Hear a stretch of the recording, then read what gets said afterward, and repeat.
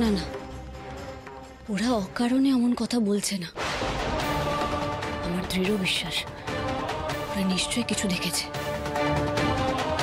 কিন্তু কে, কাকে দেখলো ওরা, সেটা আমি জানবো কি করে? না না, আমাকে চোখ কান খোলা রাখতে হবে, খুব সাবধানে চারিদিকে চোখ রেখে আমায় চলতে হবে।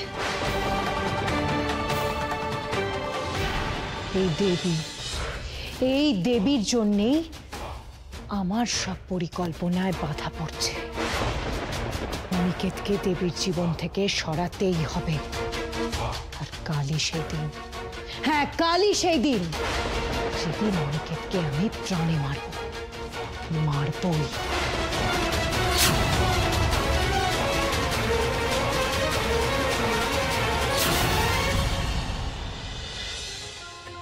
কি হলো? তুমিও কি ফুলি মানিকের মতন এই ভূত পেতনি কল্পনা করছো? রাত বিরেতে ভয় পেয়ে উঠে চিৎকার টিৎকার শুরু করবে না তো? ডাক্তারবাবু, আপনি শুয়ে পড়ুন। হ্যাঁ, আমি তো শোবই। তুমি কি করবে? নিচে যা হয়েছে এটাকে নিয়ে ওভারথিংক করবে? দেবী, আমার কথাটা শোনো, মন দিয়ে শোনো। এইসব ভেবে নিজের মেন্টাল পিসটাকে নষ্ট করো না। এসব মনের ভুল। সবকিছু মনের ভুল বলে দেওয়া যায় না ডাক্তারবাবু। ফুলি দিদি আর মানিকদার কথাটা আমি একেবারে এড়িয়ে যেতে পারছি না। কথাগুলো আমার খুব অদ্ভুত লেগেছে। আপনার মনে আছে সেই দিনের কথাটা, যখন আপনি ওই ছাদে পৌঁছে গেছিলেন, ওখান থেকে ঝাঁপ মারতে আপনার অজান্তেই? আপনি ওই ছাদে কেন গেছিলেন? কেনই বা ছাদ থেকে ঝাঁপ মারতে যাচ্ছিলেন আপনি? আপনার কিছু মনে পড়েনি?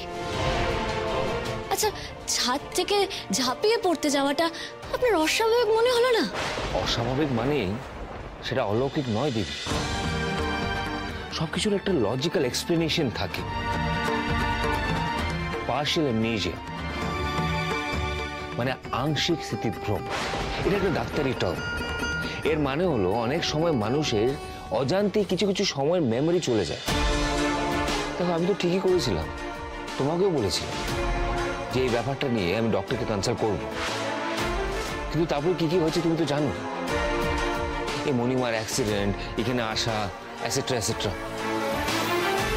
এইগুলো নিয়ে অকারণ চিন্তা করে নিজের উপরে চাপ বাড়াচ্ছ। যাও তুমি ঘুমিয়ে পড়ো, যাও।